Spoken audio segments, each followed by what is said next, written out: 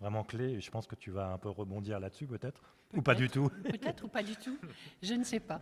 En tout cas, merci Isabelle, c'était passionnant, vraiment. C'est un sujet formidable, je trouve, que l'art sacré, et c'est vrai qu'il y a encore beaucoup à découvrir et à analyser. En tout cas, au travers de l'œuvre de Sabatier, c'est une chance pour nous aussi de plonger dans cette histoire personnelle et donc d'appréhender avec lui l'évolution de son œuvre au sein de l'Église, au sein de l'architecture, puisque vous le savez, vous l'aurez sans doute compris, l'architecture est un élément déterminant pour Sabatier. Il va se l'approprier, il va lui procurer une seconde peau dans un contexte pour le coup plutôt non liturgique, je dirais.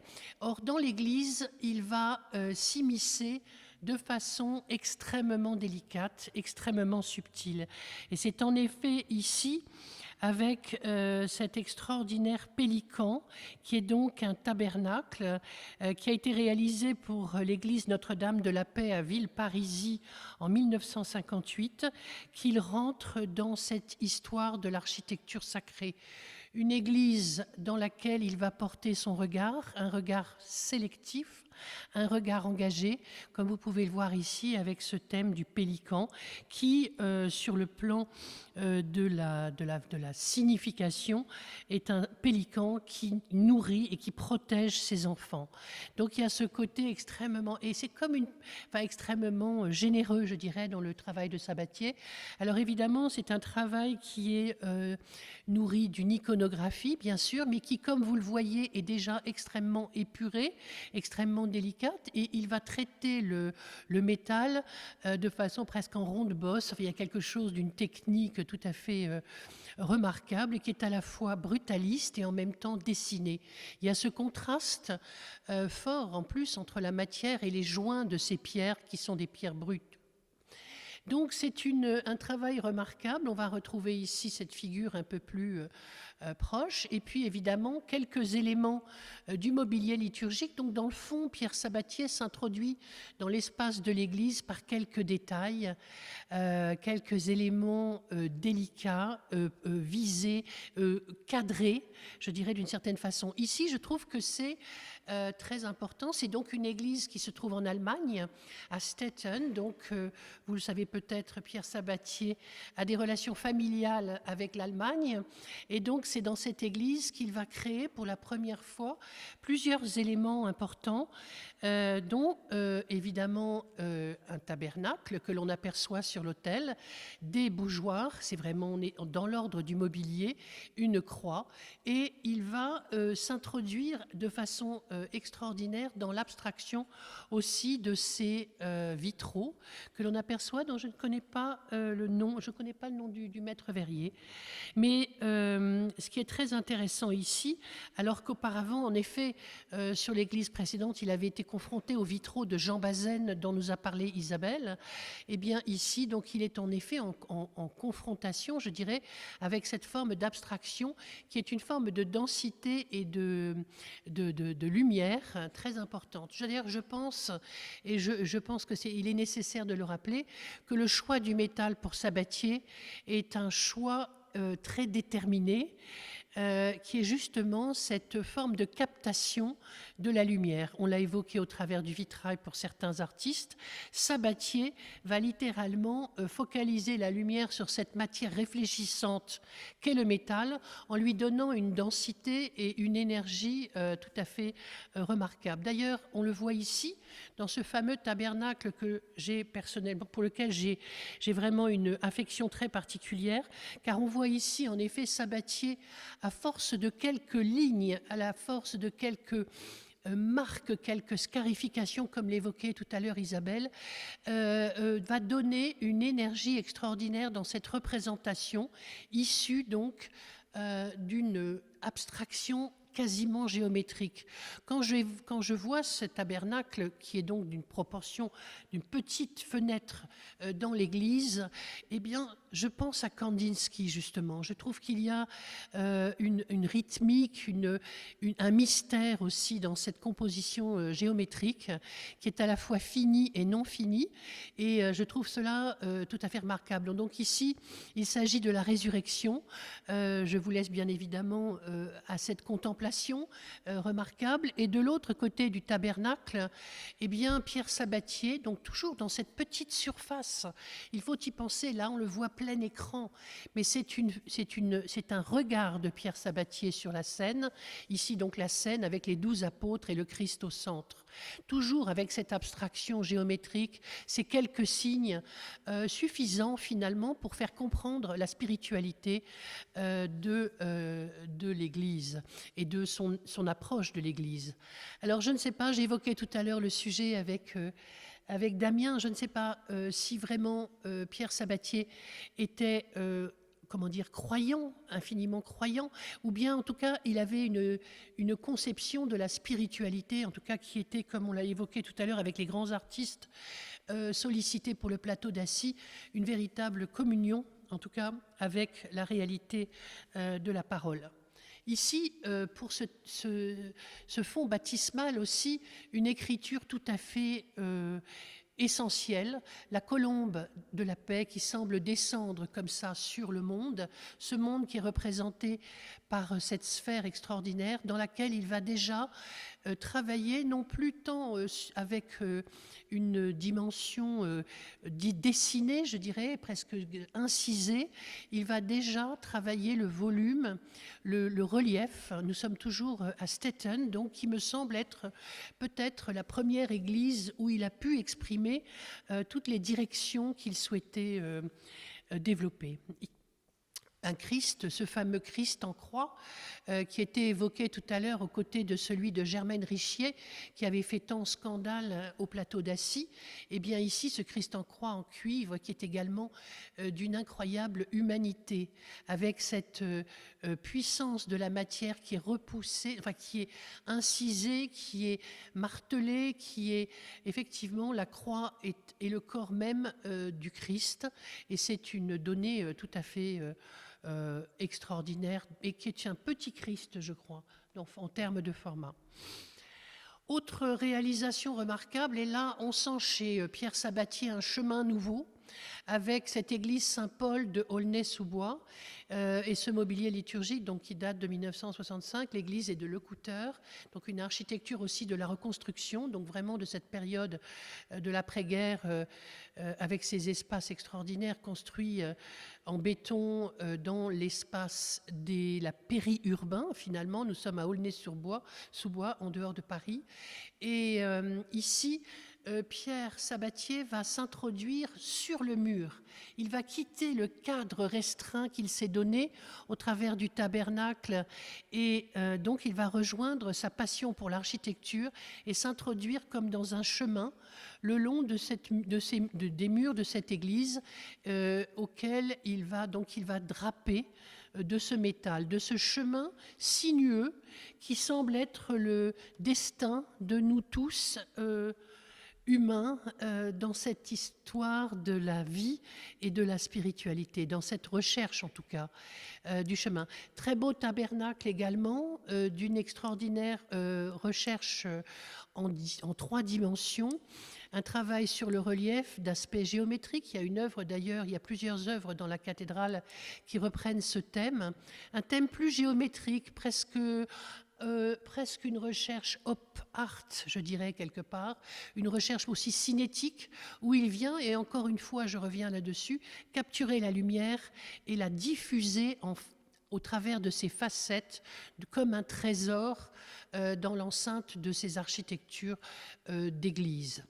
L'église en question, que vous retrouvez ici, donc qui est une église que je viens d'évoquer, avec ici donc l'ensemble de ce mur qui réfléchit la lumière devant cette immense baie vitrée qui, elle aussi, diffuse la lumière comme une forme de langage au sein de l'Église entre une lumière réfléchie et une lumière donnée. Il y a quelque chose d'une interprétation aussi dans cette Église qui est tout à fait remarquable. Donc ce chemin sinueux, on le sent, ces aspérités géométriques au niveau du tabernacle, et puis évidemment d'autres éléments que l'on découvre qui sont comme des étagères. Il y a un côté aussi très fonctionnel sur lequel on vient poser les saintes huiles ou d'autres éléments comme les candélabres. Voici ce fameux chemin et là on redécouvre effectivement cette matérialité, ce travail très subtil de Pierre Sabatier qui va travailler la matière dont on parlait tout à l'heure, effectivement de façon très singulière. Autre élément de cette fameuse église, ce travail de ponctuation, de scarification, d'emboutissage, un travail très abstrait qui reprend tout de même l'idée de la croix, puisque vous voyez que la matière vient se diffuser sur 4 surfaces opposées. Donc, un autre plan un peu rapproché de ce fameux tabernacle, tout à fait exceptionnel en termes de construction. Alors il faut savoir que Pierre Sabatier, dès le début, dans ses travaux qu'il réalise pour des collectivités, en particulier un lycée, avait travaillé sur cette captation de la lumière en différentes appréciation d'épaisseur. Il avait décollé des œuvres du mur pour en saisir la lumière. Et donc c'est ici le même type de réflexion, de captation, de recherche, quoique très opposé à cette sinusoïde qui semble gravir les parois du mur. Autre église tout à fait remarquable, et là justement Pierre Sabatier reprend cette dimension monumentale qui lui est si chère, que l'on connaît pour ses travaux d'ordre plus non religieux, je dirais. Ici donc un travail pour la cathédrale Sainte-Geneviève à Nanterre. Il s'agit d'une porte monumentale en laiton embouti, donc un travail qui relève d'une autre, je dirais, d'une autre iconographie. Il s'agit en effet du buisson ardent, il s'agit donc d'une iconographie qui relève de la nature et donc d'une expression beaucoup plus végétale, beaucoup plus... là, je vais vous montrer le dessin qui est manifeste, qui est vraiment, qui traduit à la fois le buisson, c'est-à-dire cette végétation, et en même temps la flamme. Donc cette fusion entre les éléments naturels et symboliques qu'il témoigne ici de façon ample et remarquable, donc dans cette église qui date de 1974 à Nanterre. Une monumentalité donc remarquable. Tu parlais tout à l'heure de l'esprit d'équipe et on comprend bien ici aussi que ces travaux nécessitaient en effet la foi d'un homme et d'une équipe. Il avait vraiment autour de lui toute une série d'artisans et de jeunes qui se sont formés à ses côtés. Et ici, quelques détails de cette fameuse empreinte, ce métal repoussé de façon organique, qui est vraiment une forme de matrice qui révèle une énergie, une dimension tout à fait remarquable. Voilà donc des éléments de toujours cette église de Sainte-Geneviève. Et puis, autre direction très, à la fois différente et similaire, il s'agit ici d'un crématorium à Villetaneuse, donc en banlieue parisienne, où Pierre Sabatier va exprimer donc la notion de porte de l'au-delà.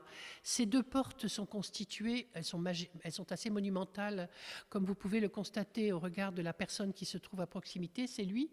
C'est lui ? C'est moi, je crois. C'est toi ? C'est toi, c'est Damien.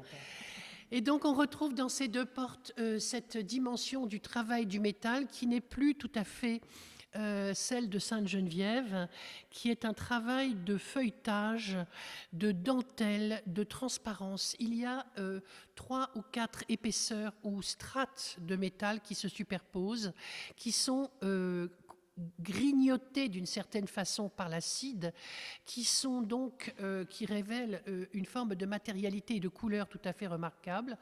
qui s'assimile, dans le fond, à cette zone de non-finitude entre le monde des vivants et le monde des morts, je dirais d'une certaine façon. Cette porte vers l'au-delà qui est caractérisée par cette transparence aussi de ces strates qui laissent filtrer la lumière, qui annoncent en fait l'au-delà. Donc voici ce fameux cimetière donc de Joncherolles où l'on retrouve donc ces deux portes ici. Et un détail également. Donc on sait, c'est une des recherches de Pierre Sabatier, effectivement dans le travail qu'il a pu réaliser dans d'autres ensembles, dont, comment rappelle-moi le nom donc, de l'œuvre qui est au centre de... La germination. La germination, voilà.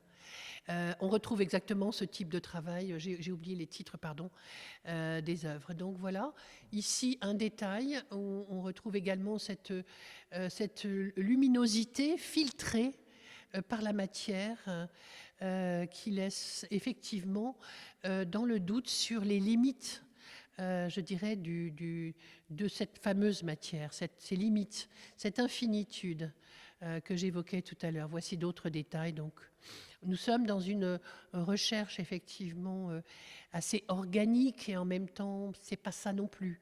C'est la couverture du livre. C'est la couverture du livre, voilà. Donc voici en 89 effectivement un hôtel qui évoque et qui rappelle tout à fait l'hôtel qui se trouve ici derrière nous, l'hôtel de la Chapelle Sainte-Claire, et qui est un hôtel réalisé en 89 à Châteaumeillan, qui est un hôtel effectivement, encore une fois, d'une grande sobriété sur le plan du volume, mais d'une grande sophistication sur le plan de la surface, puisqu'en effet, il va repousser ces formes de cabochons qu'on évoquait tout à l'heure. Encore une fois, une façon pour lui de capter la lumière et de jouer avec, je pense, de vraiment, c'est ce dialogue, Pierre Sabatier l'a toujours mené, puisqu'il a fait le choix du métal, il a fait le choix de la captation et de la réflexion de la lumière dans les œuvres qu'il a pu mener jusqu'à présent.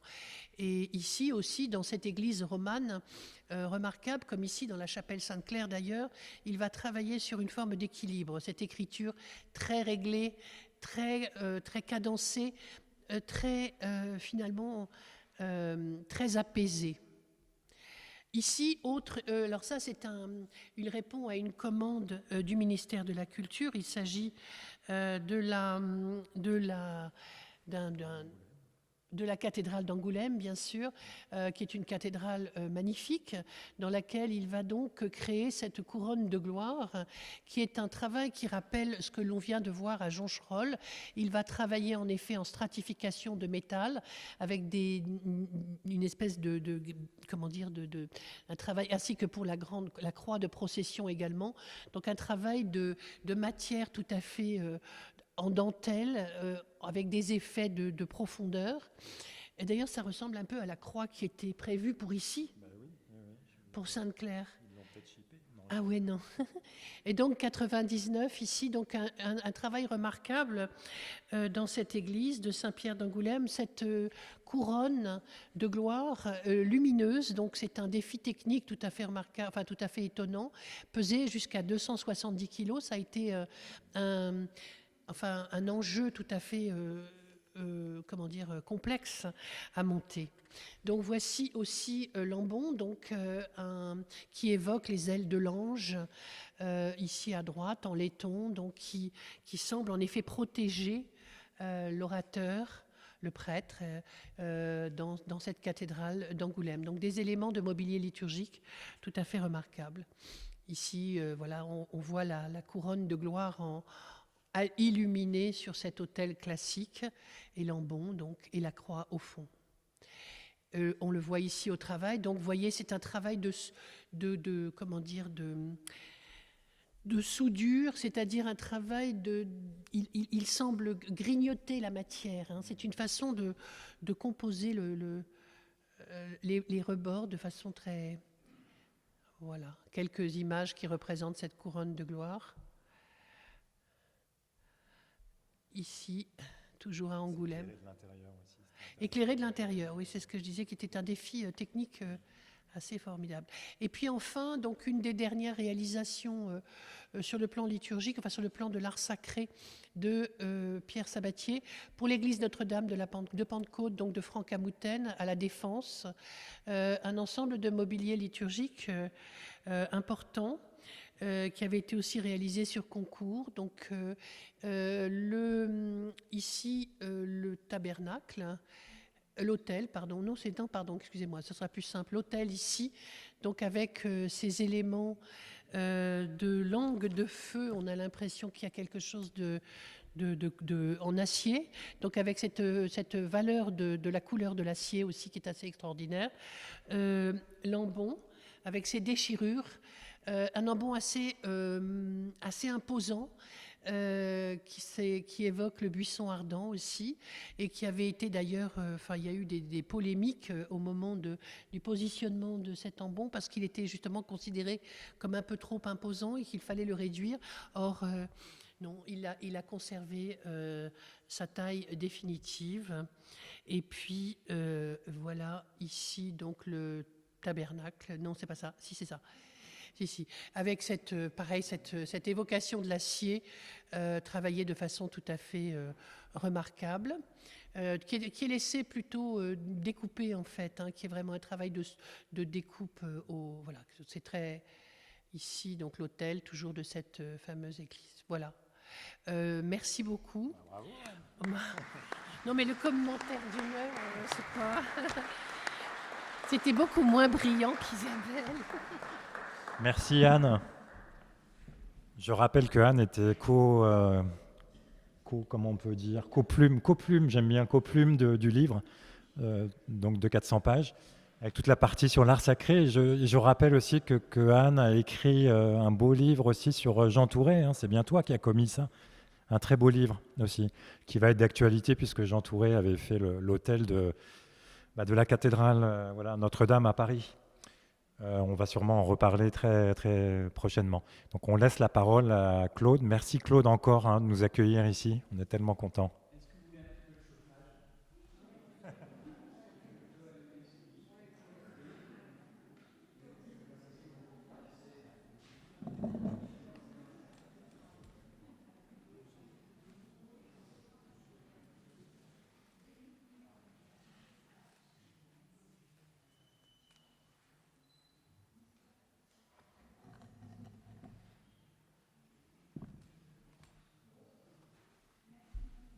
Alors, je ne sais pas du tout ce que Claude va nous raconter, hein. Ça va être la surprise.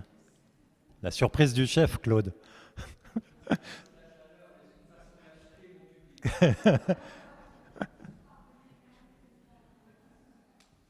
veux que je te défile les slides ou c'est bon? Non, comment? Si tu veux parler autre, je peux te défiler. Je te laisse défiler. Ouais, si tu veux, tu me dis. Ouais. Ouais. Ça va? Vous êtes là?